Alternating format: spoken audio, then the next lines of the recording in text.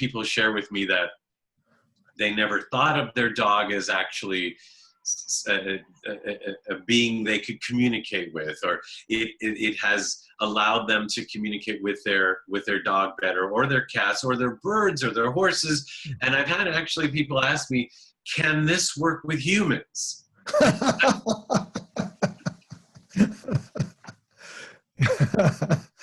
That's good. Only hope. Yeah. We could all communicate better. Yeah, yeah. Oh, I love that. Yeah, part of the reason why I went ahead with this was I was hooked by the dog. I like dog stories. I like dogs. And I'm always amazed by the relationship that we have with dogs and that they have with us. And your whole experience deepens all of that. That's certainly something that somebody can get out of reading your book. And I've often too marveled at the fact that we have this longing to meet creatures from outer space, other beings, and we have beings right here. Nice. Who are other, and who nice. Are still learning to communicate with. That's perfect, David. That is perfect. And one thing that I thought of that relates to your question about could this be a life coach wanting to advertise kind of thing.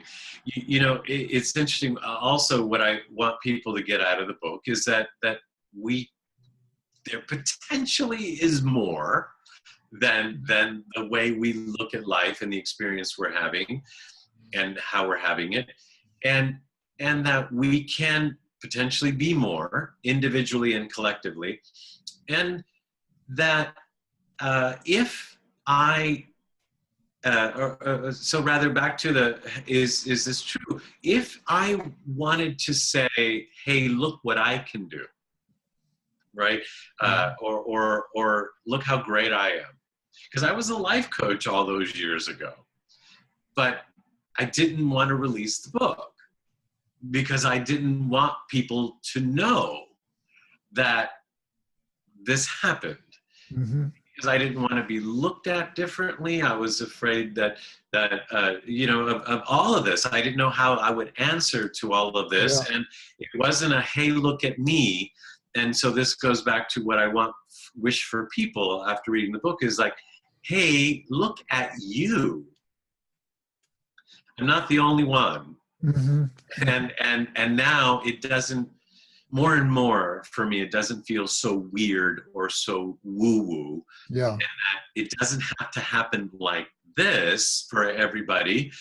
It could happen how it could happen to them, and they might have already had these kinds of experiences. And the more we come out, so to speak, mm-hmm. the more other people will say, well, that's interesting. The other day, I had an experience that I actually thought I was talking to the dog, and maybe it was. Yeah, yeah.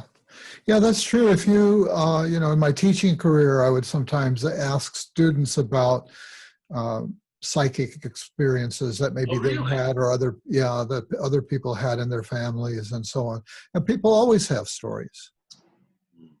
I think just about everybody has been touched by, in some way, about that they can't totally rationalize or understand unless they subscribe to a particular metaphysical view, that's got that all laid out. Well, I'm always a little bit distrustful of the theoretical explanations of all of those things. Maybe more than I am of the fact that they happen.